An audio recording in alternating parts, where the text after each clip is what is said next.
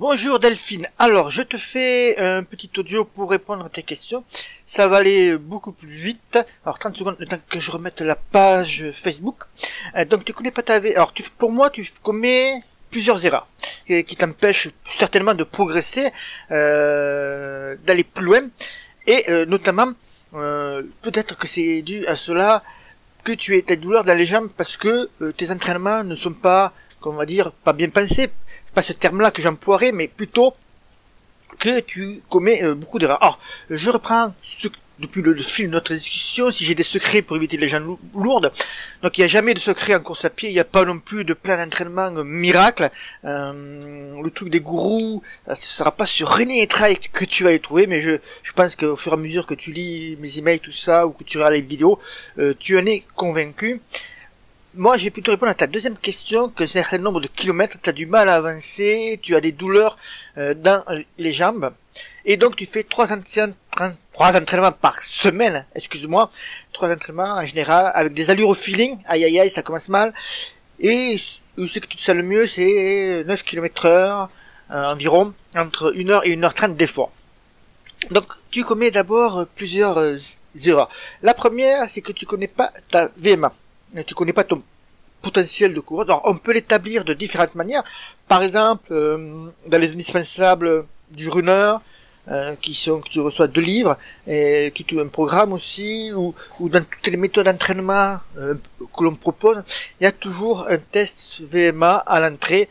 C'est très très important les tests VMA, tout simplement parce que ça te permet de connaître ton potentiel de coureur. Alors même si tu cours pour le plaisir, ou que tu fais la compétition comme ça, mais que tu vas pas chercher forcément le podium, ou des places honorifiques, il est quand même important de connaître son potentiel, parce que là, en fait, tu es dans le flou total, tu es dans le brouillard total, parce que en fait, tu estimes à peu près, tu te dis que tu te sens bien à cette allure-là, mais en fait, tu ne sais pas par rapport à ton potentiel comment tu es vraiment placé, parce que tu peux te sentir bien à courir à 9,5, 10 km heure pendant 10-15 km, mais en fait, peut-être que tu es déjà dans une allure de course, il sait que tu vas attaquer ton seuil, tu vas dépasser ton seuil anaérobie, et on sait que c'est au-delà de ce seuil anaérobie, comme j'explique dans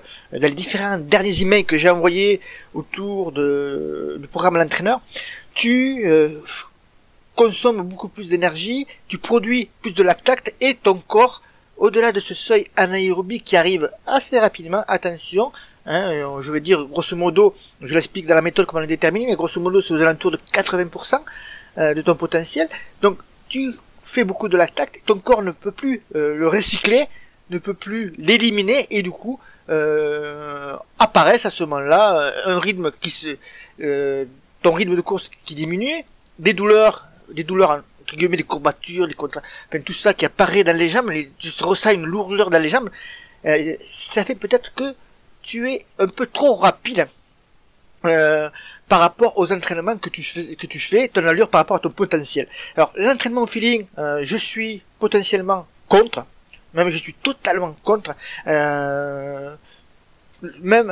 comment t'expliquer ça? Même si tu vas entendre dire que tu vas rencontrer des coureurs qui vont te dire, moi je m'entraîne au feeling, et quand tu regardes leur chrono, ils te pètent des super chronos. Ça, attention à cela, ce sont des mecs en général qui ont énormément d'expérience en course à pied, qui ont très souvent côtoyé aussi le bon niveau ou le très haut niveau, et donc ils connaissent parfaitement leur corps, ils sont capables d'évaluer par exemple leur fréquence cardiaque maxi ou leur fréquence cardiaque en course à 1 ou 2 pulsations près, et lorsqu'ils font des changements d'allure, ils savent dans quelle allure ils sont, s'ils se rapprochent de leur seuil anaérobie, s'ils l'ont dépassé, ils savent tout ça, donc rien qu'avec l'expérience. Donc courir au feeling, c'est bien au début, lorsqu'on veut qu'on court pour le plaisir, qu'on court pour la santé, mais dans ton cas, toi, tu cherches à évoluer vers un autre niveau, ça se sent, tu cherches à progresser, donc forcément, tu veux changer ce qui ne va pas, ou remarquer ce qui ne va pas dans ta façon de t'entraîner, et le feeling, à un moment ou l'autre, il va falloir s'en séparer. Le feeling, c'est pas parce que tu vas avoir des entraînements un peu plus codifiés, que tu vas perdre ton plaisir de courir, hein. C'est tout à fait faux. On prend énormément de plaisir aussi à varier les allures, mais en sachant pourquoi on les varie les allures et comment on va le ressentir sur le terrain. Donc le feeling, c'est un piège que beaucoup de coureurs tombent dedans. Si tu veux vraiment progresser, voir pourquoi et trouver une nouvelle façon de mieux courir et aussi d'éliminer les douleurs dans les jambes, il va falloir passer tout d'abord par un test VMA pour voir ton potentiel de coureur. Alors, il existe plusieurs tests VMA que tu trouveras sur internet. Nous, on propose je te propose un protocole complet, le Demi Cooper, que tu retrouves dans pratiquement tous nos programmes d'entraînement, et aussi dans ce que nous faisons avec les guides autour de la course à pied, notamment les indispensables du coureur, les indispensables du runner. Voilà ce que j'avais à te dire au niveau de déjà ton allure de course.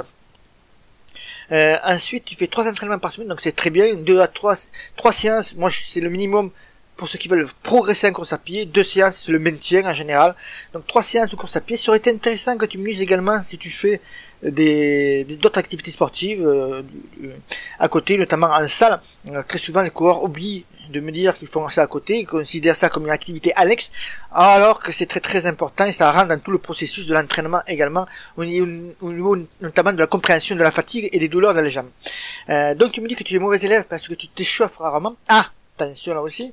Gros thème, l'échauffement, les étirements également. L'échauffement, donc c'est par exemple, c'est indispensable du runner. Il y a 2 livres que tu reçois chez toi. C'est pour calculer ton allure de course, t'expliquer les différentes allures de course que tu rencontres, et également la partie sur l'échauffement, car l'échauffement est très très important, notamment lorsqu'on fait des variations d'allure. L'échauffement, il faut que tu te documentes là-dessus, te renseignes, voir ce que tu as à faire. Si tu pars pour une petite sortie en footing, en endurance, tu n'auras pas besoin de faire un échauffement comme moi je l'entends, avec les 3 étapes indispensables, 3 étapes essentielles à l'échauffement. Après, par contre, si tu fais un peu de vitesse, tout ça, notamment si tu fais ton protocole pour faire un test VMA, tu vas forcément passer par une phase d'échauffement qui est très très importante. Ensuite, pour les étirements, on va finir là-dessus. Les étirements, on ne fait pas l'étirement pendant l'échauffement, c'est contre-productif, et plusieurs études qui ont montré que ça endormissait le muscle, en plus de créer d'autres désagréments qui ne sont pas intéressants pour le coureur de fond. Je précise toujours bien, c'est toujours pour les coureurs de fond, pour les coureurs à pied comme nous, on n'est pas sur des activités comme la gymnastique ou d'autres activités sportives. Donc c'est vraiment pour le coureur de fond que je te dis cela. Donc voilà, j'espère que tu auras eu quelques explications, quelques pistes surtout, qui vont te permettre, à toi maintenant, de voir ce que tu peux faire, de voir avec ces informations que je t'ai données, déjà, de réaliser, de passer à l'action, et de réaliser pour commencer un petit test VMA, et à partir de là, tu vas calculer, tu auras tes différentes allures de course, et on va savoir si 9,5 km/h, dans quelle branche tu es, dans quel type tu fournis d'efforts, je rembobine, quel type d'effort tu fournis pour justement arriver à passer le niveau supérieur et voir ce qu'on peut faire après. Donc voilà, je te souhaite une bonne journée, je te dis à bientôt et bon run, ciao ciao.